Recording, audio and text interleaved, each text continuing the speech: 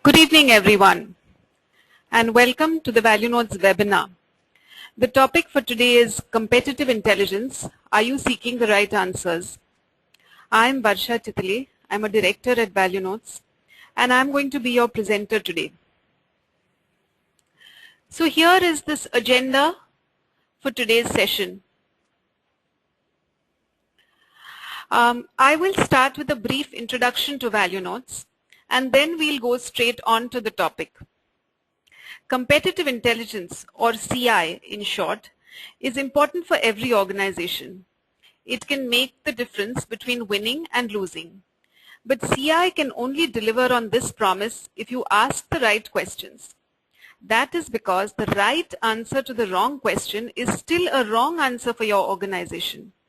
So what are the questions that an organization should ask? Are you seeking the right answers is a corollary to are you asking the right questions? So first we'll discuss why is it important to ask the right questions. The second section will dwell on what the CI needs of an organization are. And finally, we'll discuss how an organization can go about discovering its CI needs. If you have any questions during the webinar, please feel free to post them in the chat window, and we'll take them all at the end of the presentation. As many of you are aware, Value Notes is amongst India's top-ranking research and consulting companies. Over the past decade and more, we have served hundreds of organizations across diverse industries, markets, and geographies. We understand their unique business situations and work with them to design optimal research solutions for actionable intelligence. Through our CI consulting practice, we assist companies to identify their CI needs and align their CI function to accelerate business outcomes. Value Notes also offers a series of highly effective corporate education programs for teams and individuals at all levels, from research analyst to top management and strategists. We develop research and information products covering various industries and are one of the largest information providers on the outsourcing industry. We provide a wide range of bespoke research services about specific markets, industries, companies, and competitive environments.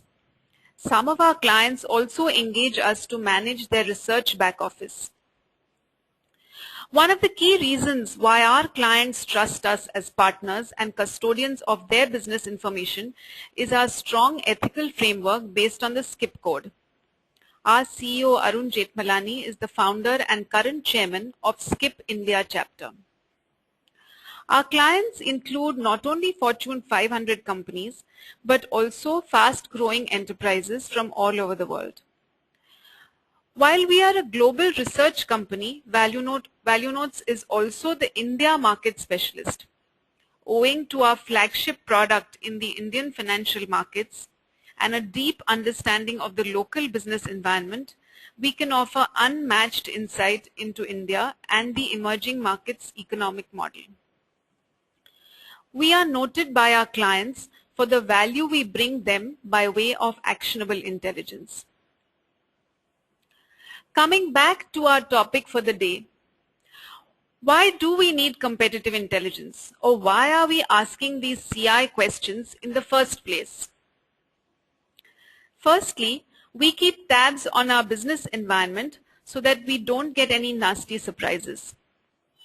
If a new competitor is emerging, we want to know about it in advance so that we can take steps to neutralize it. If HLL had got advance warning of the growing strength of Nirma in the 90s, 80s, it might have been able to develop a counter strategy early before it lost a lot of market share. Secondly, CI enables us to take advantage of any new opportunities that emerge. If we can identify product gaps before the competition, we can gain first mover advantage in addressing them. Competitive intelligence also focuses on spotting early warnings.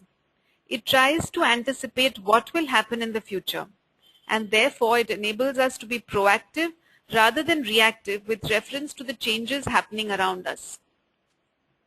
For example, everyone is now talking about the advent of digital manufacturing and 3D printing. Manufacturing companies that incorporate this into their long-term strategy will be able to stay ahead of the curve and the competition. Having good knowledge of the environment also gives us more confidence to take decisions. And this allows faster decisions. That is a good thing because, as they say, time is money. But keeping tabs on the environment is tricky because virtually everything that happens around us affects us in some way. If you want to be 100% certain that you are doing the right things, you have to know everything that is happening around you, and that is infinite. But this is not doable, is it? You have infinite needs on the one hand, but only a finite budget. And we mean budget in terms of both time as well as money. In practice, it is possible to take decisions with a good degree of confidence on the basis of some key inputs. You can collect more, but after a point, the marginal utility of additional information starts falling rapidly. The trick is in figuring out what these key inputs are. So how do you choose what answers you seek? Essentially, you need to get the answers that will have maximum impact on your business or will provide maximum value to you. But you also need to think about how much it will cost to get these answers. You want to balance the value and the cost at all times. As long as the value is higher than the cost, you're okay. For example, you want to benchmark your raw material costs with those of your competitors to reduce your own cost of production. Now, there could be 50 different items that go into manufacturing the product. You actually need to focus only on the ones that make up a big chunk of cost. The others don't really have a large impact on the bottom line, so the effort in getting the information is not worth it. Here is an example of a wrong question. If you are entering a new market, you may ask, is there a market for my product? How big is it?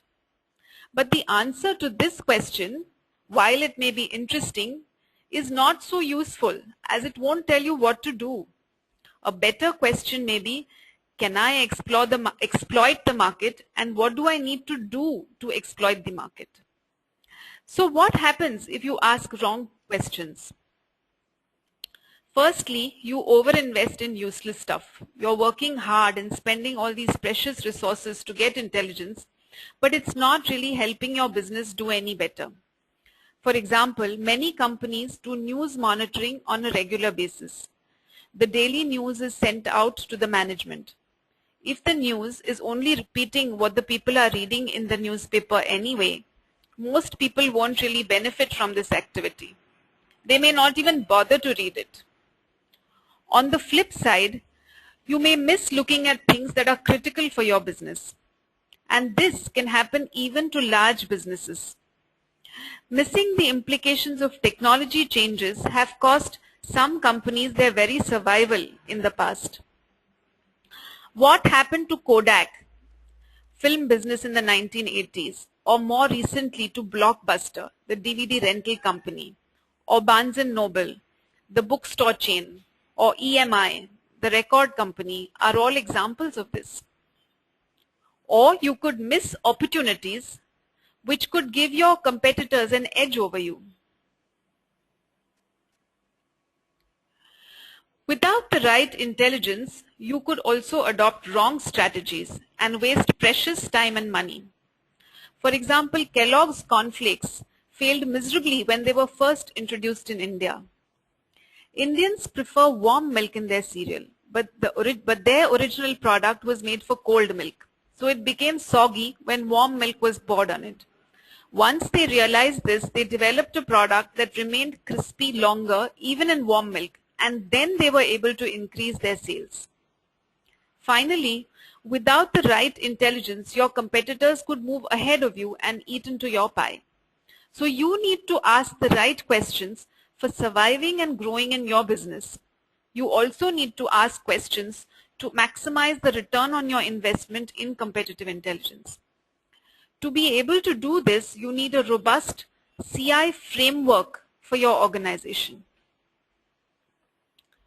So what is a CI framework? A CI framework comprises the CI needs of the organization and a structure and process to address these CI needs. For example, one need may be to ensure that your organization's product pricing is competitive. For this, you want to compare the product prices of your competitors with your own on a regular basis. Now for that, you need a mechanism to collect the product prices. You could do this from secondary sources, or you could go mystery shopping to get these prices. Then you need a format for reporting and analysis to the decision makers in a way that will help them with their own pricing decisions. Now all of this together is the CI framework for this particular need. The CI framework for a company as a whole covers many such needs of various divisions and various functions within the organization. If all the needs are identified and then a structure is set up to address them, no critical areas are missed, and there is a sharing of knowledge across the organization. There is no duplication of effort. Having such a framework helps the organization to improve its performance and also ensures a higher ROI on the competitive intelligence of the company as a whole. The first step in doing this is needs assessment. If you don't get your needs right in the first place, having an efficient process for getting the intelligence will not really help the organization. So why are we making a big deal of needs assessment? Figuring out what questions to ask is not trivial. Many of you may have played the game of 20 questions. In the game, you basically have to guess what the other person has thought of by asking questions. Answers can only be in yes or no, and you only get to ask 20 questions. If you've played the game before, you will know that it's not easy to zero in on the right answer. You really have to think through the logic and eliminate different possibilities systematically. And if you make an error in your logic, you get misled. Competitive intelligence questions are similar.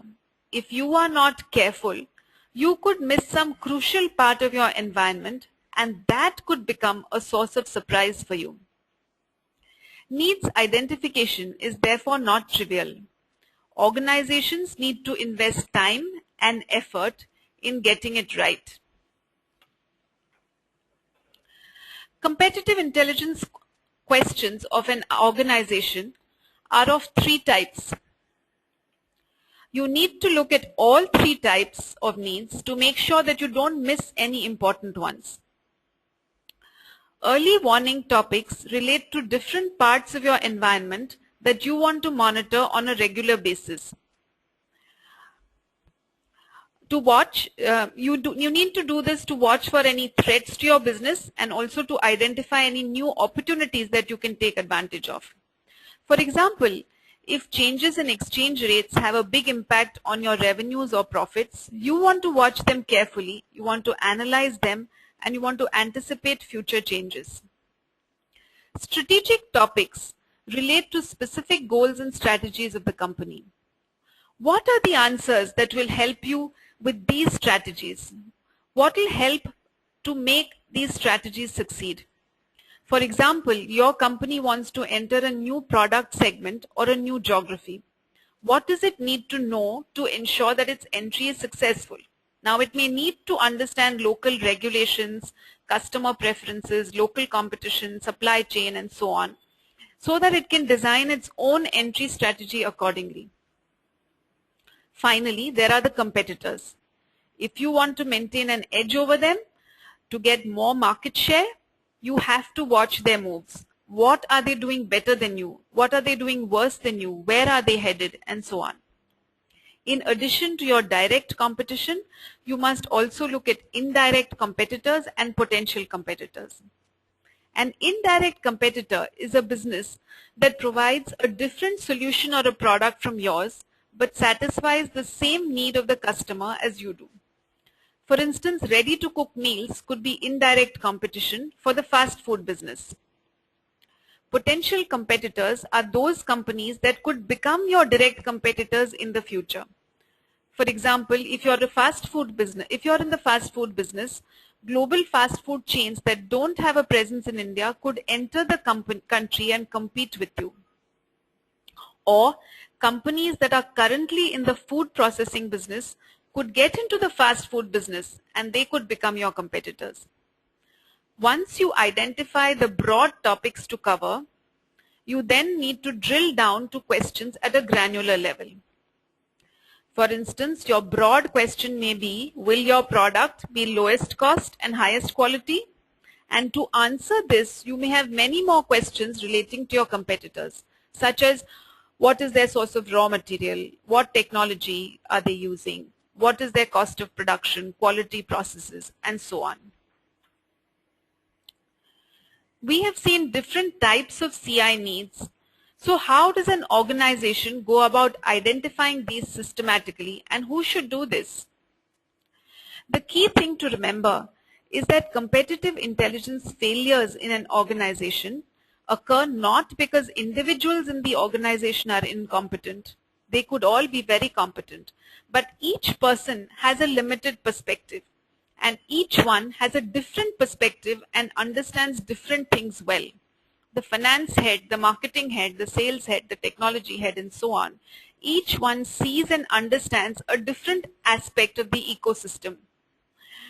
It is not possible for any one person to do a thorough job of identifying all the right questions to ask.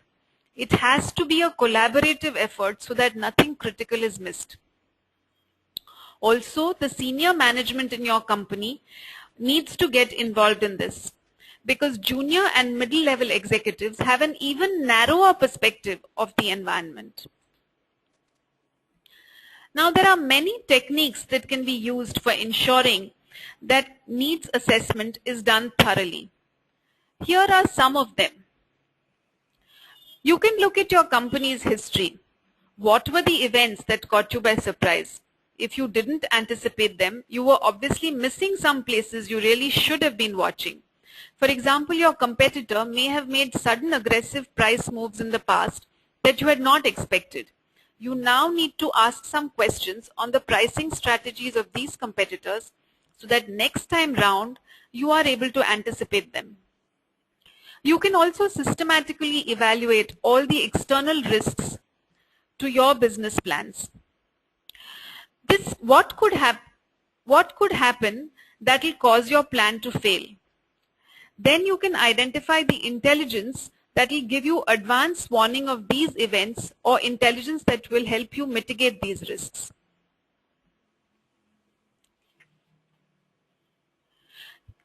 There are also some tools you can use for needs assessment. Here are a couple of them. Scenario building is often used as a tool to identify competitive intelligence needs. You can build different scenarios of the future. What if the oil price rises to $120 a barrel? What will happen if the elections throw up a hung parliament? What if the government amends the FDI policy? What if the environmentalist lobby becomes strong and vocal? And so on. There can be a zillion scenarios. You can't focus on them all, but you need to think about the most likely ones and the ones that have the highest impact on your business. For each of these shortlisted scenarios, you can then figure out which places to watch so that you're pre-warned of the scenario coming true. Wargaming is another tool used for anticipating the moves of your competitors. It involves role play. You make teams that pose as your competitors and design their strategies and counter strategies based on the knowledge they have. This exercise gives you an insights into what your competitors could do and what strategy you need to adopt in order to win. Wargaming tells you what places you need to monitor so that you're able to win against your competitors.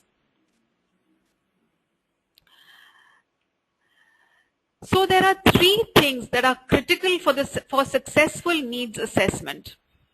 One is a buy-in from the senior management.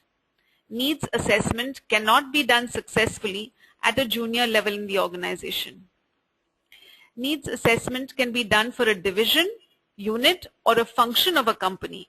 If that is what you're doing, the senior-most people within the division need to be involved. Secondly, it's a collaborative exercise. A CI head or a strategy head or a marketing head on his own cannot do it. He or she can, but you won't get a robust framework from what any one individual will do. Thirdly, you need a systematic process and appropriate tools for discovering the key questions to answer. In many organizations, needs assessment is facilitated by external competitive intelligence experts. They bring in objectivity, a deeper understanding of competitive intelligence processes as well as tools.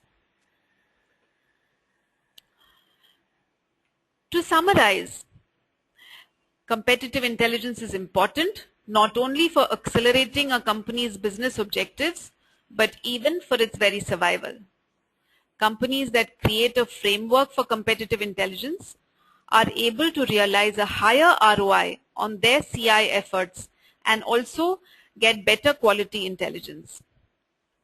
Seeking the right answers is the first and the most important step in setting up a robust CI framework. Asking the right questions is not trivial by any means. A lot of rigor and systematic thought needs to be applied to ensure that you consider all important aspects of the complex environment in which we operate today. And finally, needs assessment has to be a collaborative effort. So do involve all the decision makers who stand to benefit from CI in this exercise. The outcome will be superior and one that will help you accelerate your business objectives. This brings us to the end of our webinar. Thank you for your time, and I hope you found the session useful. I welcome comments from all of you. I would also love to hear about your experiences in setting up CI frameworks in your organizations. I'll now be happy to take any questions that have come in.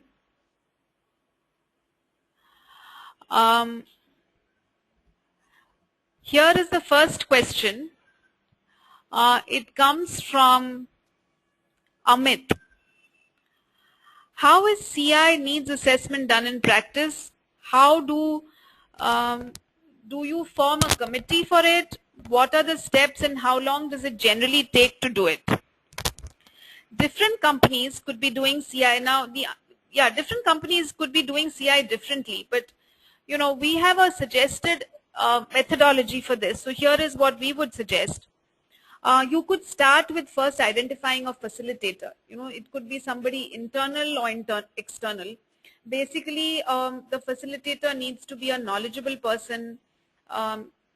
Even some senior even someone in the senior management should be able to respect this person, essentially. So, and this person may need to moderate debates and discussions. The person will need to be an authoritative person.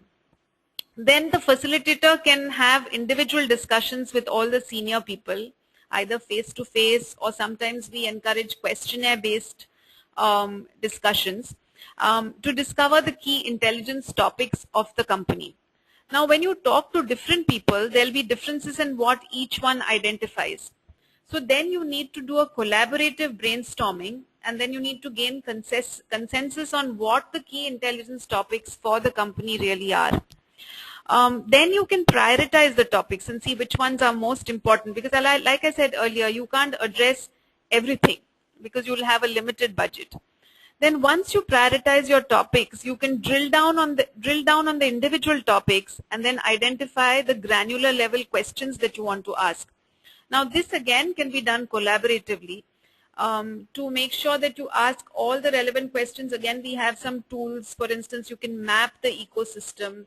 and so on in order to get granular level questions. Then you need to evaluate value versus cost for every question to make sure that you don't unnecessarily spend a lot of money on something that's has limited value but is really hard to get. So once you do all that, then you have zeroed in on all the question. Now, regarding the time taken, the time depends really on the availability of seniors. I'm talking about elapsed time. Many of the senior people are generally very busy. So on average, we've seen that the elapsed time could vary from between 2 to 4 weeks.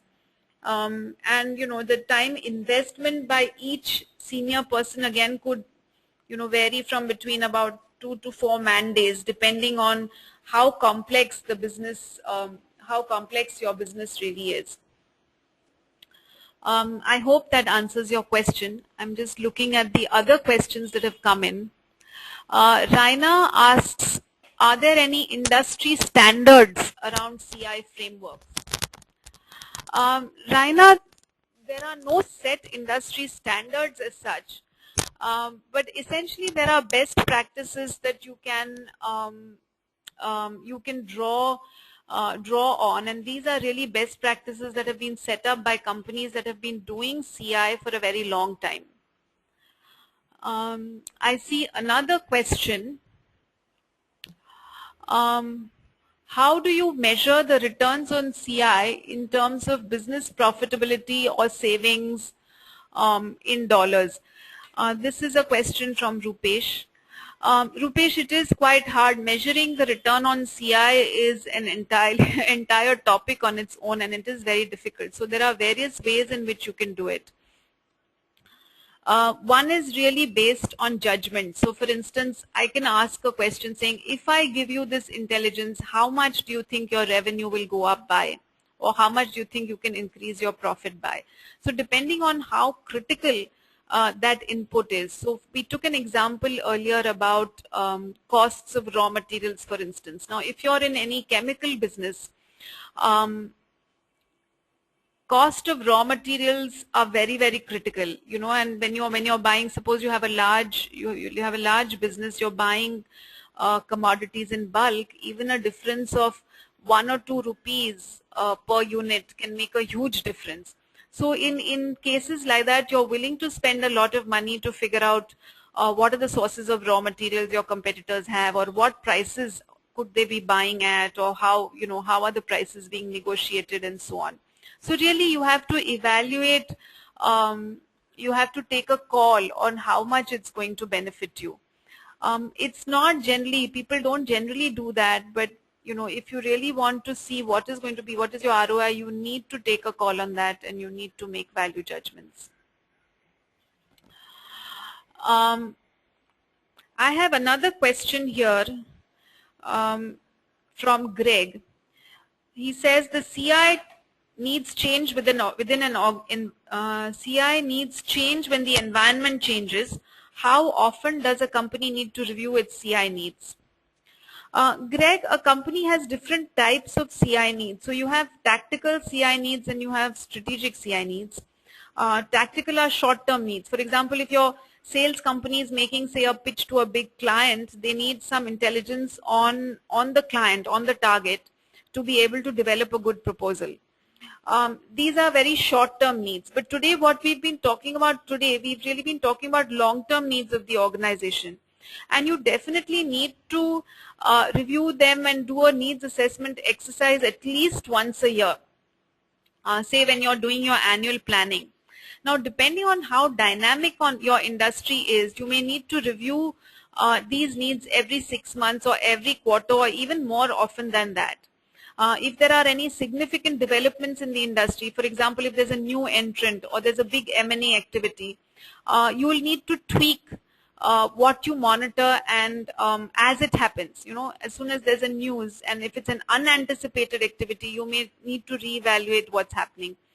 Or while you're monitoring some other aspect of your environment, if you see developments happening there, you may want to increase the monitoring there. So the answer really is that you could identify your broad topics less often, say once a year or twice a year, but the granular questions you ask will definitely need to be refined on a more regular basis.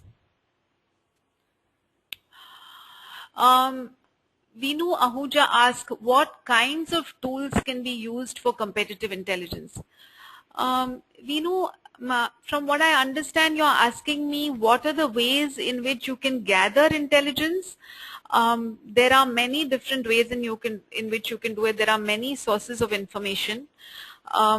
You have secondary sources, which are the published sources, which could be websites of companies, they could be news monitoring, databases, and so on. They could be financial statements of companies.